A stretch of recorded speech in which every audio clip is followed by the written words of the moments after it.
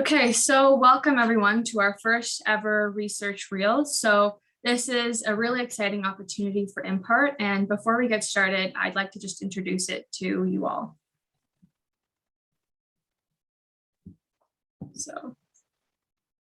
Okay, so for those of you who may not know or who know, we'll just introduce IMPART to you first. So who is IMPART? IMPART is a national research team of multidisciplinary researchers and physicians, and the team is headquartered at Dalhousie Medicine, New Brunswick. Now, although we're headquartered at Dalhousie Med, the team actually encompasses 45 different academic and clinical partners and other stakeholders across all of Canada, specifically 8 different universities. So with our initiative to bridge collaboration between universities and between our members, we created a webinar series called Research Reels. And so this will be hosted on a monthly or so basis, and it's aimed to improve networking amongst IMPART members, enhance opportunities for future collaborations, and support knowledge translation of research findings. Now, just one thing before we move on is if you want to nominate a speaker, just stay tuned to the post-seminar survey. If you fill up the post-seminar survey, you can recommend someone you would like to see in our feature seminar series, but also providing us with a bit of feedback will help us make improvements, as this is our first day, or our first day piloting it. So IMPART is also present on all these different social medias where we post different publications, what our members are doing. If you like, you can follow us and we'll keep you posted who the next seminar speakers are. As well, if you're interested in learning more about our members, you can look us up on impart.team, which is our website, and see what our team looks like and what research we're doing. So now I'm excited to introduce to you our speaker for today, who is Dr. Thomas Pouligny-Cunnill. He is an associate professor in the Department of Biochemistry and Molecular Biology at Dalhousie University and has been since 2012. He earned his PhD in Dr. Brian Rodriguez's lab at the University of British Columbia and pursued 2 postdoctoral fellowships in the laboratories of Dr. Barbara Kahn and Dr. Jason Dick at Harvard Medical School and the University of Alberta, respectively. Dr. Pouligny-Cunnill is a recipient of several awards, including the Diabetes Canada Scholar Award in 2016 and the New Brunswick Health Research Foundation Researcher and Mentor Award. His research program is funded by NSERC, Diabetes Canada, Chelsea Foundation, Heart and Stroke New Brunswick, Dalhousie Medical Research Foundation, and the New Brunswick Health Research Foundation. He has published more than 75 research papers in prominent journals. You may have heard of them. This includes Nature, Diabetes, Circulation, JMTC, etc. He is a passionate mentor and active teacher. He has supervised numerous graduate students, postdoctorate fellows, technical staff, and undergrads, and continues to do so to date. I'll now pass the floor on to the speaker himself, and we can get started with the actual seminar.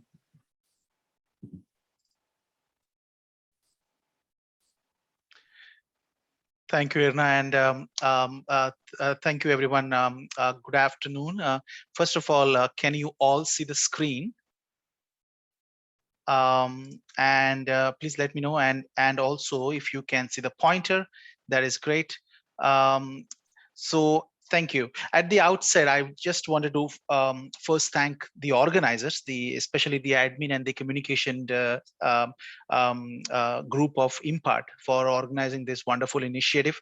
Since I was trailblazing this, I was not sure what format I should stick to. So I have selected a format today where I thought that research really is not just about sharing my research program, but also to celebrate our trainees a little bit, who they are, what they do and their contributions, our collaborations, and also a little bit about our group and about DMNB, where we are housed.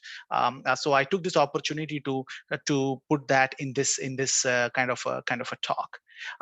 So I was struggling to give a title for this particular presentation, and I thought I should at least take in those keywords that I'm closely associated with. So we in our program we integrate nutrition and metabolism very closely with cellular signaling and physiology, and this is just like a a metabolic subway map that I've put there.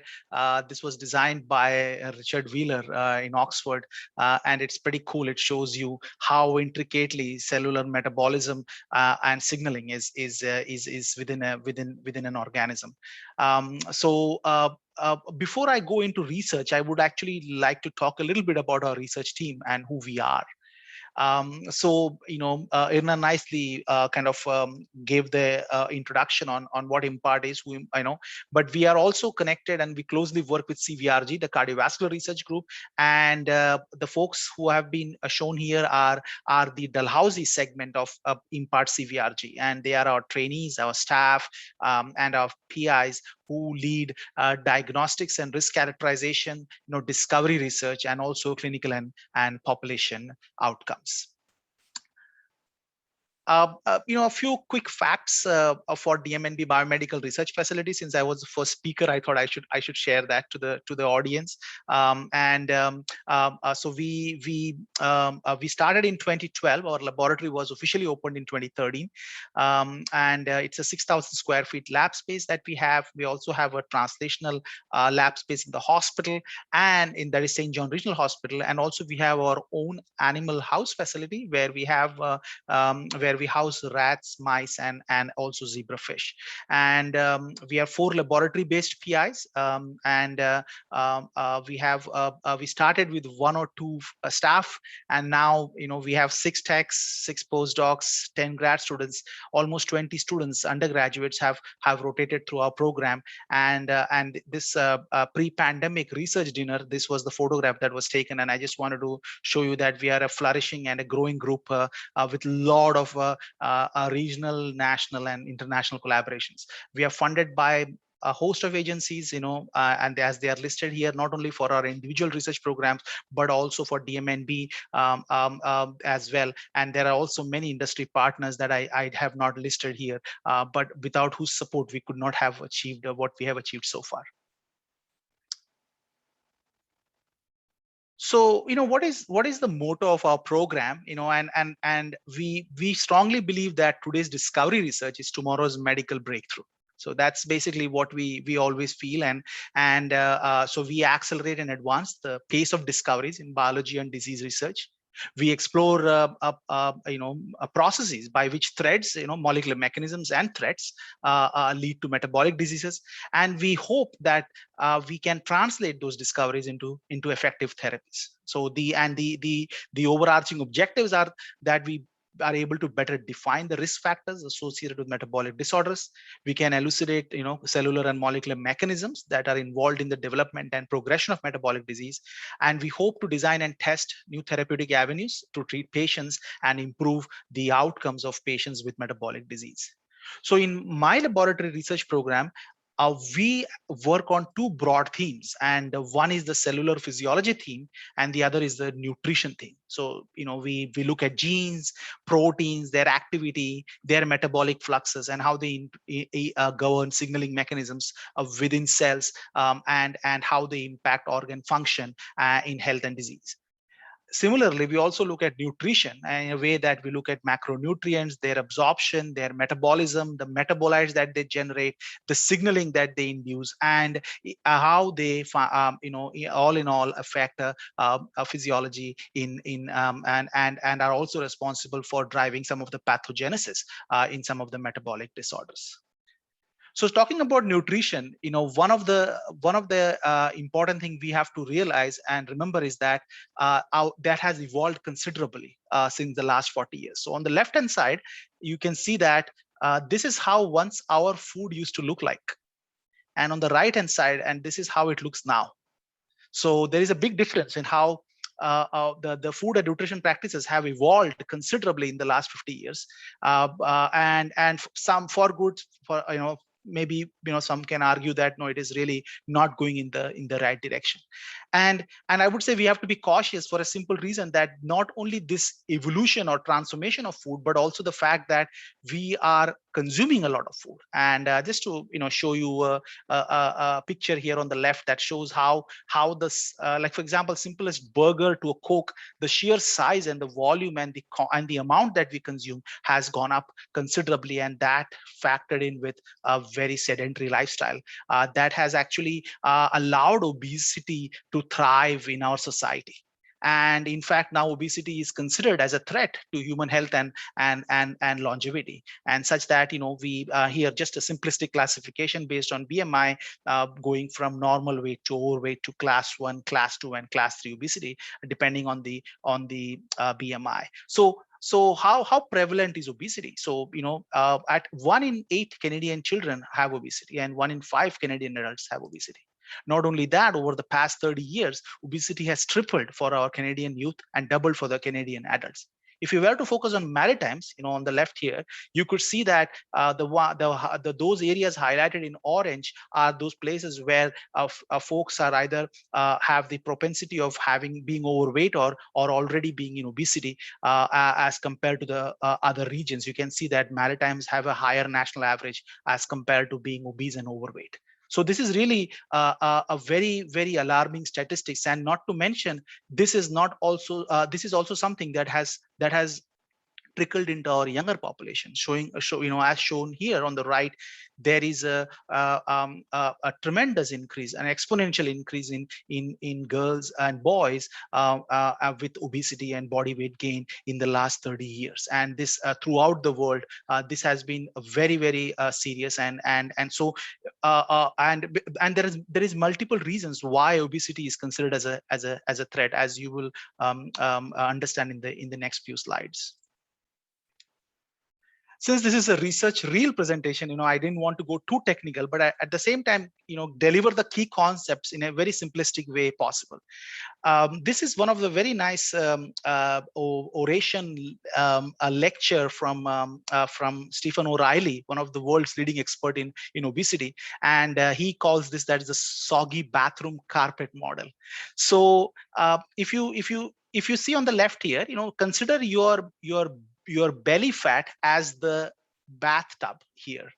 So when you are healthy and when you consume food or nutrients, or when you have an intake of energy, your belly fat is able to accommodate that increase, and therefore everything is good, and you have also corresponding energy expenditure shown here as this plug hole here. So therefore everything is healthy, therefore the intake matches the expenditure. However, over our lifetime, when the energy intake exceeds the energy expenditure, and when the belly fat is or the abdominal adipose tissue is not able to accommodate that increase, then slowly that excess energy intake or the excess fat, excess adipose material starts trickling into other tissues, and therefore that is already in other words, there is spillover from the tub, and that starts to your carpet is wet here, so there is a soggy carpet now.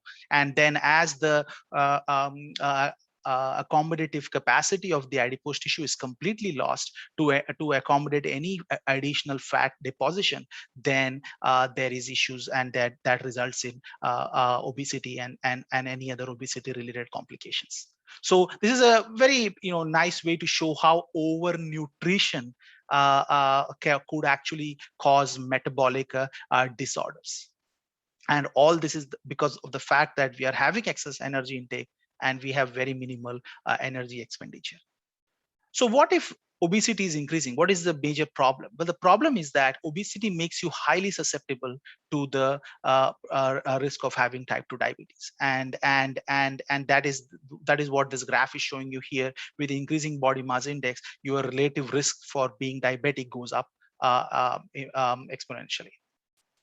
Not only that, obesity and type 2 diabetes can also increase the risk for cardiovascular disease. In fact, cardiovascular disease related mortality is most prominent in obese and diabetic individual. And this graph is pretty neat to explain that. So suppose you have 3 risk factors, say you have smoking, high lipids, and hypertension. So you have 3 risk factors. So if in an individual who does not have any risk factor, but just has diabetes, this individual has more chances of dying from heart disease. Imagine if you have 1 risk factor, says high blood pressure, it goes up further. You have 2 risk factor, it goes up further. And when you have 3 risk factors, it goes up exponentially further. So every time an individual has diabetes, you have an exponential rate of having demise from cardiovascular disease. So in other words, obesity and type 2 diabetes render the heart susceptible to failure and death. So on the other side, so if obesity is so bad, what about losing weight? Can it help? And actually that has been shown in many clinical and preclinical studies that it is a big help. For example, here on the left, if you can see that on this axis here, that is the body weight, percent body weight loss. And these are the modalities. Say if you conduct gastric bypass or sleeve gastrectomy or gastric banding, you can see that you can achieve quite substantial weight loss. So with the gastric bypass, 30%, gastrectomy 25, and with gastric banding around 15%. And then there are other, pharmacological approaches you can take, drugs you can use, and you can achieve about 10 to 15%, and with diet and exercise around 10%. Now, what happens if you are so what sort of changes you would want to bring in your life that could actually help with your weight loss? So for example, if you were to have a 10% body weight loss, then you can actually see a very robust decrease in blood pressure. Similarly, if you were to have 15%, you start seeing changes in triglycerides in your plasma. When you have more than 20% decrease in weight loss, you can see that your inflammation in your body at the whole body systemic level and at the tissue level starts decreasing. So that means there are positive outcomes of on obesity issues if you have weight loss. But this is easier said than done. It is not very easy for many reasons, and one of the important reasons that has come to light now is that there is also a differences between how obesity affects men versus women. For example, a premenopausal woman has a lesser cardiometabolic risk than men. And there, even though females have, the increase in adipose mass, the visceral adipose tissue mass, skeletal muscle mass, so they and their adipose tissue is highly flexible, and it can actually let's put it this way, soak up a lot of fat, and still they can be insulin sensitive. Their glucose levels can be in control, and their lipid profiles can be very robust and very healthy. However, where comparatively, where males are highly susceptible to the negative aspects of cardiometabolic diseases and complications. However, this suddenly changes when you look at a post-menopausal woman. So in a post-menopausal woman, the decline in the estrogen levels following menopause, it promotes the redistribution of lipids across the subcutaneous tissue to different other abdominal regions. And as a result of this change, the adipocytes enlarge, they become metabolically deranged. There is a pro-inflammatory response, and the corrective capacity of the body to revert that process actually fails in many ways, leading to excess lipid accumulation, worsening of insulin resistance, and susceptibility to cardiometabolic disorders. So you can see that there are also sexual dimorphisms in cardiometabolic risk. So the question then is, how does this impact our society in terms of the burden of healthcare when the person is an individual is obese, diabetic, has heart failure? So approximately in Canada, we almost spend $190 billion per year on different health related issues. Of that, approximately 12 billion is spent on diabetes and 22 billion is on heart disease. So you can imagine that, from that total amount, roughly $30 to $35 billion we spend on heart disease and diabetes. So that's a huge number for our country, and that's really and as these numbers are increasing, so is the economic burden. So now, having given you that background, I've used some big words like obesity, type 2 diabetes, heart disease, but as a researcher, I can only work on a small facet of this problem. And our lab is interested in something called as cardiomyopathy. So obesity and diabetes related heart disease are also referred to as metabolic cardiomyopathy. And this metabolic cardiomyopathy is mostly seen in patients with obesity, insulin resistance, and diabetes in the absence of other comorbidities such as hypertension, coronary artery disease, and valvular heart disease. For example, here, that is the top compartment. So you can see that in this compartment, the patients, they have diabetes, insulin resistance, obesity, and toxic metabolite accumulation. These individuals have diabetic or lipotoxic cardiomyopathy, whereas this class of patients who have all three, but they also have hypertension, coronary artery disease, and atherogenic issues. So they are not the ones that we are talking about. So we are talking about this population of individuals who have diabetic cardiomyopathy, and that's the core interest of our lab.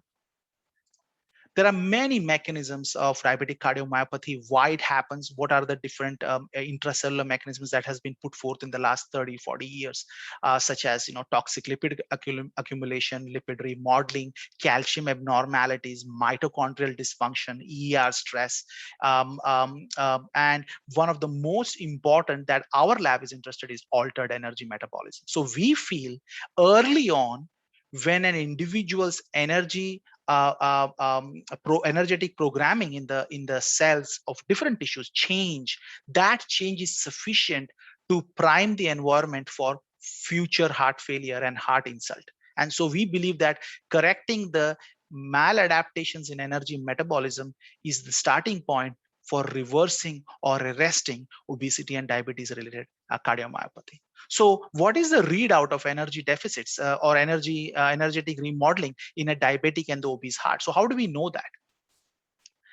It is very interesting. It has been shown before that if you were to compare the cumulative incidence of heart failure across years in different groups of individuals, say normal, overweight, and obese, you can see that the incidence of heart failure goes up with increasing weight gain and increasing obesity.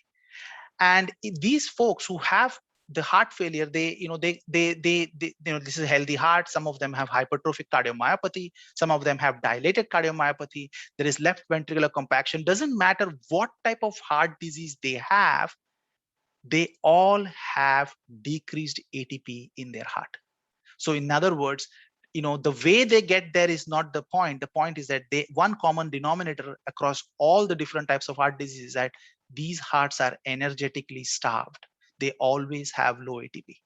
So that means they are just not able to, either they are not able to the rate of synthesis, or it is getting degraded, or it is just there is a lot of mitochondrial inefficiency in those hearts that make them susceptible to bioenergetic deficits, and then subsequently resulting in failure. So preclinically, clinically, using different models, it has been now confirmed that obesity and diabetes, they trigger heart failure events. And in our lab, we started looking at this from a molecular perspective. So during obesity and diabetes, there is lack of insulin or insulin function that results in glucose not being used efficiently. So there is hyperglycemia that causes glucotoxicity. At the same time, because of lack of glucose utilization, fat is preferred. So fatty acids are preferentially utilized. Excess fatty acid utilization triggers steatosis, fat deposition. And since fatty acid metabolites accumulate, you have lipotoxicity. Together, this is referred to as glucolipotoxicity. Now, what glucolipotoxicity does is that it affects many organelles within the cell. So endoplasmic reticulum is an organelle that causes stress-induced that causes a protein quality control. Mitochondria is the powerhouse of the cell. So these organelles are affected. That results in cell death and heart failure. Recently, our lab and many other labs have now shown that proteotoxicity is something that also happens in addition to glucolipotoxicity in these hearts. And proteotoxicity is excess accumulation of cellular proteins because of its inability to clear them. Or in other words, if the cellular garbage or cellular waste is not being cleared, then you have proteotoxicity. So how is cellular waste normally processed? It is processed in a very important organelle called lysosome by a process called as autophagy. So autophagy is a cell survival homeostatic mechanism which basically causes waste disposal and waste recycling. If you have less autophagy or insufficient autophagy, it causes cell death. You have excessive autophagy, it causes cell death. So you really need a very a balanced approach of having autophagy to ensure that the cell survives. In fact, there are many different types of autophagy. It can happen in the ER, it can happen in the lysosome, in the mitochondria. Just in the interest of time, I will not go through that. The point is that when you have obesity in the heart, there is suppression of autophagy. So that has been now shown very clearly by our group and many others that obesity suppresses waste disposal and recycling mechanisms of the cell, leading to contractile dysfunction, cardiac remodeling, and cardiac arrhythmia. So in other words, in an obese and diabetic heart, autophagy is impaired. Around this time when these concepts started appearing in the literature was the time when I joined DALMED as an assistant professor in 2012. Incidentally, next year I complete 10 years at DALMED. And during that, and when I started my lab at DALMED New Brunswick, that was the time when a very important target, transcription factor EB, was identified. It was very interesting that this particular target, TFEB, it bound to the DNA, rather it bound to the promoters of certain genes, and those genes were lysosomal genes. So basically, TFEB is a transcription factor which bound to the promoters of lysosomal genes and activated them. In other words, TFEB was a master controller of lysosome function, which is the garbage can of the cell. So that was very exciting and interesting discovery at that time, and I started my career by understanding how in the how TFEB is regulated in the heart, specifically in the cardiomyocytes.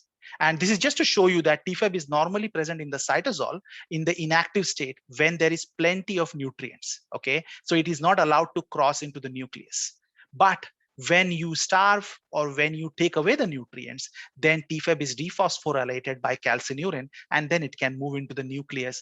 And in the nucleus, it goes and binds to DNA and therefore activates the lysosomal autophagy and function.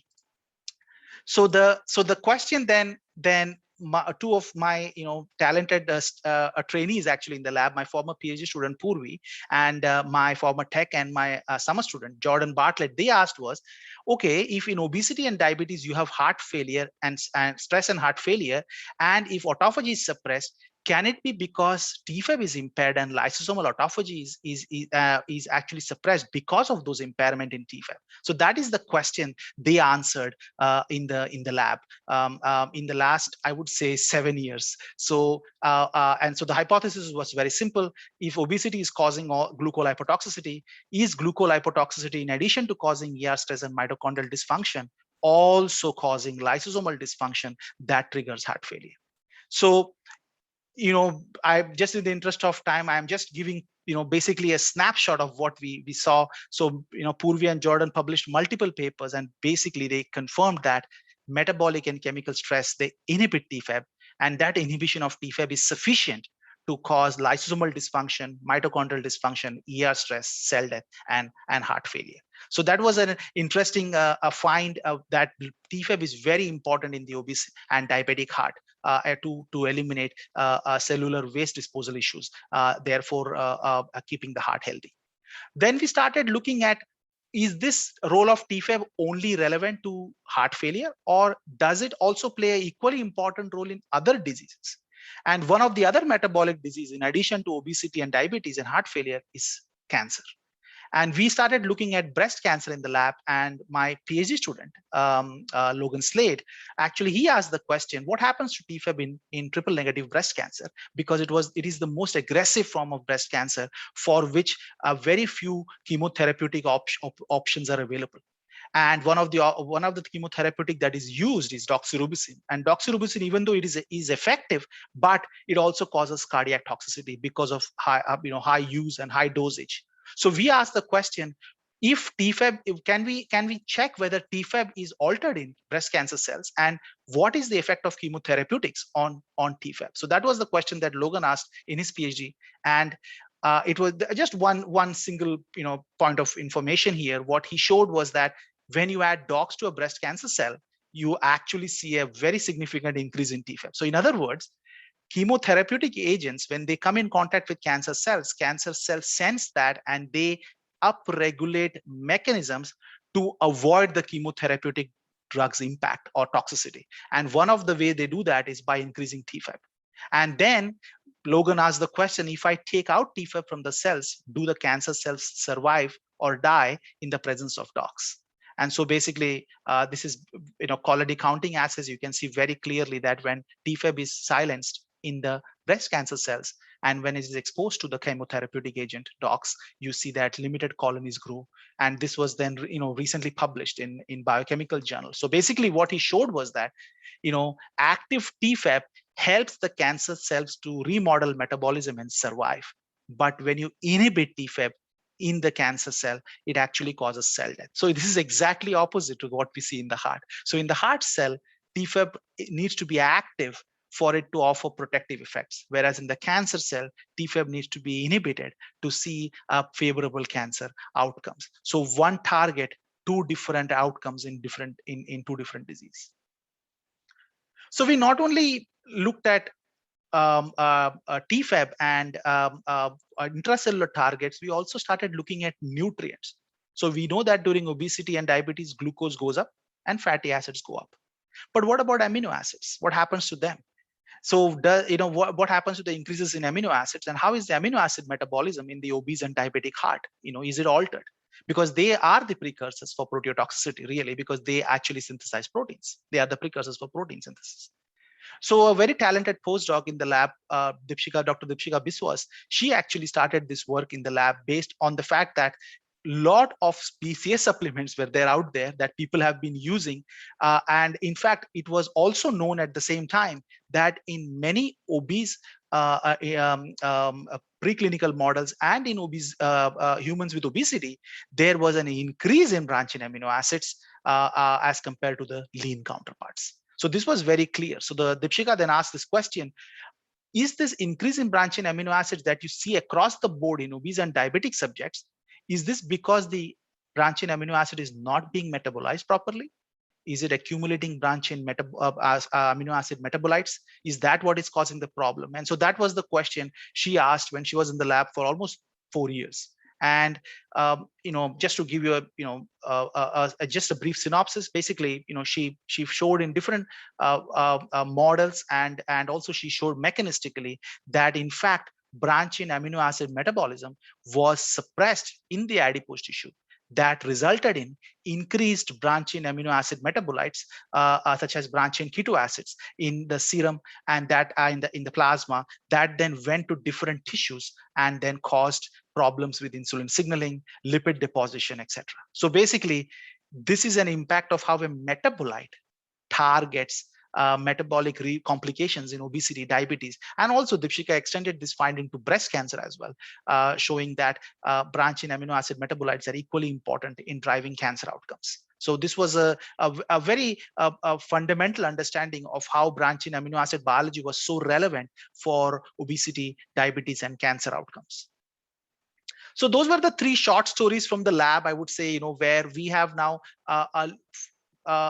investigated complications of different disorders by tapping into the metabolic nexus within the cell and how that drives some of the pathogenesis. And also, these are also areas where you can have a druggable target that can be employed to reverse or arrest some of the metabolic complications that you see in obesity and diabetes.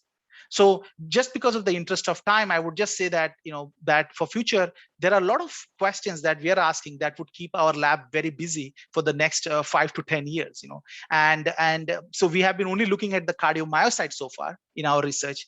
But remember, different tissues, they are highly heterogenic. There are many different cell types, not just myocytes. There are fibroblasts, endothelial cells, adipocytes. They interact and they govern physiology in health and disease. So we will be studying cellular crosstalk, impacted by diet, exercise, and disease.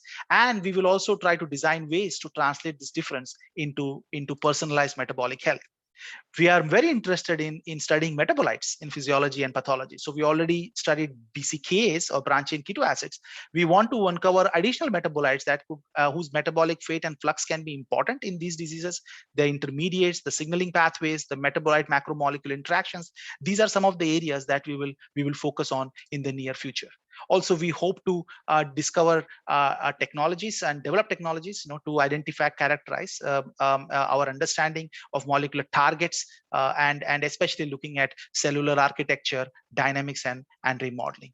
And most importantly, we also are very interested on our recent Heart and Stroke funded initiative, where we look at mechanisms that contribute to sexual dimorphisms in metabolic health and disease between men and women.